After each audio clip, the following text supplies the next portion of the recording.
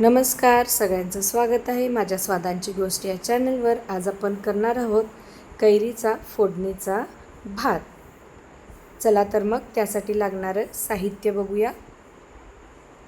तेल, मोहरी, जिरे, कढीपत्ता, लसूण, हिंगपूड, हळद, लाल तिखट आणि साखर. मोकळा भात या ठिकाणी मी शिजवून घेतलेला आहे. 1 वाटी कैरी किसून घेतलेली आहे. सर्वात प्रथम लसूण आणि जिरे ठेचून घेऊया. यामध्येच लाल तिखट घालून व्यवस्थित मिक्स करून घेऊया.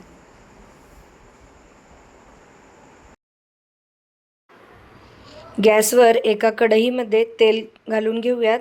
तेल गरम झाल्यानंतर त्यामध्ये मोहरी छान तडतडली की आपण त्यामध्ये हिंगपूड घालून घेऊया. कढीपत्ता.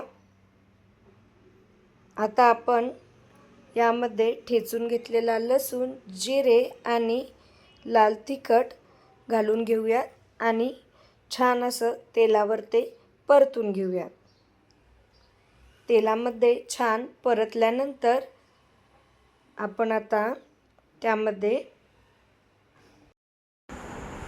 यामध्ये आपण आता किसलेली कैरी घालून व्यवस्थित परतून घेऊया.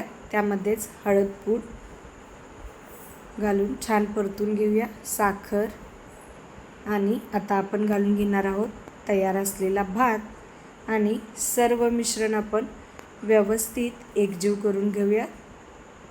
2 मिनटं गॅसवर बारीक करून ठेवून घेऊयात. गरम झाल्यानंतर खाण्यासाठी तयार आहे कैरीचा फोडणीचा भात.